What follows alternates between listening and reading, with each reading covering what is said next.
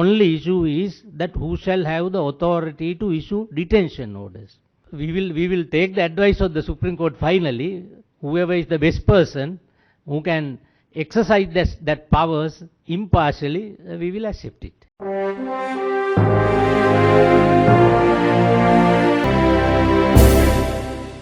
Prison Affairs and Constitutional Reforms Minister Wijeyadasa Rajapakshe yesterday described the proposed Anti-Terrorism Bill as a progressive and people-centric bill, whilst noting that the government is open to discussing and making amendments. Speaking to journalists, he said that the final decision on the proposed anti-terrorism bill will be decided upon the recommendations and guidelines of the Supreme Court.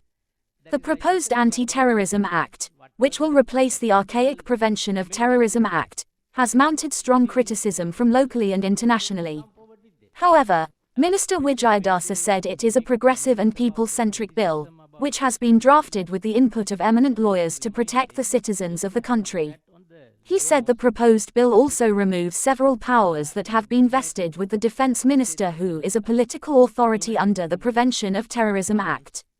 Under the proposed bill, we have vested the powers with senior DIG of police, but under the supervision of a magistrate judge to avoid any admission to confession and authority for detention.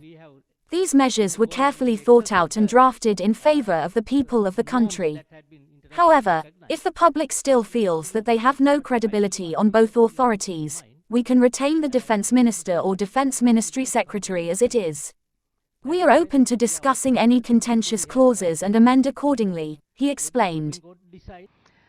And especially when they make comments about or criticism about this bill, we also will have to remind them just to have a look at on the laws applicable in United States of America, United Kingdom, France, India, Germany. And if somebody can say that we have, going overacting and bypassing those limits, and we have, gone in excess of the norms that had been internationally recognized, certainly that we will discuss it. But finally, one thing that we will have to remind, it's a decision, it must come from the Supreme Court. That is why that we are open, that anybody has a right to go to the Supreme Court. Let the Supreme Court decide all those matters. There are only 2 or 3 contentious areas.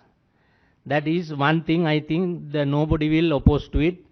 This confession, admissibility of confession to the police is removed by this act. That nobody is challenging it. Now here the only issue is that who shall have the authority to issue detention orders. Then we will take the advice of the Supreme Court finally. Whoever is the best person who can exercise that powers impartially, we will accept it. We are very happy to retain that power with one of them. But the rest of the thing came from the society. That is why we thought of putting it. That is why I said that we are quite open. Whatever that suitable amendments we will do. Any proposal you also can come forward with them. අනිත් එක ඔය කියන ටික ඔක්කොම ඕන නම් දැන් කරන්න පුළුවන්. ඔය වෘත්තීය සමිති මර්ධනය කරන ඒවා, ස්ථාන තහනම් කරන ඒවා, මාධ්‍ය මර්ධනය කරන ඒවා, කොම්පිටන්ට් ඔතොරිටි කෙනෙක් බලයලත් නිලධාරියෙක්පත් කරලා හැම ප්‍රවෘත්තියක්ම උගෙන් අවසර අරගන්න ඕන. මේ වර්තමානයේ තියෙන පනත යටතේ ඒවා කරන්න පුළුවන්. ඔය කියන්නේ ඔක්කොම කරන්න පුළුවන් වර්තමානයේ තියෙන පනත යටතේ. අලුත් පනත් කෙටුම් පතෙන් කරලා තියෙන්නේ අපි ඒවා ඉවත් කරලා තියෙනවා. ඒක ආරක්ෂක ඇමතිවරයාට නිලධාර රජයේ පොලිසියට නිලධාරීන්ට ඕන විදියට කරන්න බෑ. ව්‍යවස්ථාමය ලෙස ප්‍රතිපාදන සකස් කරලා තියෙනවා තුලණය වෙන ආකාරයට ජනතාවගේ මූලික අයිතිවාසිකම් උල්ලංඝනය. ත්‍රස්තවාදී කරන අයගේ අයිතිවාසිකම් උල්ලංඝනය වීම වළක්වන්න අපිට බෑ. ඒක අයිතියක් නෙවෙයි. අපරාධකාරීන්ට අයිතියක් නැහැනේ. අපරාධ කරන්න බලපත්‍රයක් දීලා නැහැනේ. දැන් මෙතන තියෙන ප්‍රශ්නේ හුඟක් දෙනෙක් ඉන්නවා ත්‍රස්තවාදීන්ගේ අයිතිය වෙනුවෙන් කතා කරන්න. රටේ 100%කට අඩු ජනගහණයෙන් හඬක් තියෙන කණ්ඩායමක් ඉන්නවා ත්‍රස්තවාදී වෙනුවෙන් පෙනී හිටින්න පුළුවන් මුළු ලෝකෙටම ඇහෙන්න කතා කරන්න පුළුවන්. හැබැයි ත්‍රස්තවාදයට විරුද්ධ අපේ ජීවිත රැකෙන්න ඕනේ කියලා විශ්වාස කරන අසරණ ජනතාවගේ 99%ගේ අයිතිවාසිකම් වෙනුවෙන් ඒගොල්ලෝ කතා කරන්නේ. සමහරලාට සමහර මාධ්‍යත් ඒ පිළිබඳව නිහඬ ප්‍රතිපත්තියක් අනුගමනය කරනවා. ඒ නිසා ආණ්ඩුවක් විදියට අපිට ජනතාවගේ ජීවිත බේරලා දෙන්න බැරි නම් ආරක්ෂා කරලා දෙන්න බැරි නම් අපි අනිත් ඒවා කරලා ඇති වැඩක් නැහැ. මේ මූලික අයිතිවාසිකම් තියෙන්නේ මැරිච්ච මිනිස්සුන්ගේ අයිතිවාසිකම් ආරක්ෂා කරන්න නෙවෙයි. ජීවත් වෙන මිනිස්සුන්ගේ මූලික අයිතිවාසිකම් ආරක්ෂා කරන්න. අනිත් එක මේ ඉදිරිපත් කරන තර්කය අපිට පොලිසිය විශ්වාස නැහැ. මහේස්ත්‍රාත්වරුන්ට ගිහිල්ලා නියෝග ලබා ගන්න එක විශ්වාස නැහැ. පොලිසියත් විශ්වාස නැත්තම් මහේස්ත්‍රාත්වරුන්ගේ අධීක්ෂණයත් විශ්වාස නැත්තම් එහෙනම් ජනාධිපතිතුමා විශ්වාසයි. ඒ කියන්නේ මේ ඔක්කොටම වැඩිය රනිල් වික්‍රමසිංහ මහත්තයා විශ්වාසයි කියලා තමයි කියන්නේ. සහ එතුමගෙන් පස්සේ කවුරු හරි එන ආරක්ෂක ඇමති එයාම තමයි ජනාධිපති වෙන්නේ. ඉතින් අපිට පහසුම දේ තමයි එහෙනම් මේක තියෙන විදිහට තියාගෙන ඉන්න පුළුවන්. අපි මේක බොහොම ජනතාවාදී විදිහට තමයි හදලා තියෙන්නේ. අපි අද ඇමතිවරු අපි අද නීති හදනවා. බන්දුල ඇමතුමයි මමයි හෙට දවසේ තමුන්නාන්සලා වගේ සාමාන්‍ය පුරවැසියෝ. අපිට පාරට ගියාට පස්සේ අපේ බෙල්ල කපන්න ඉඩ දෙන නීති අපි හදන්නවද? අපිට එහෙම හදන්න ඕනද?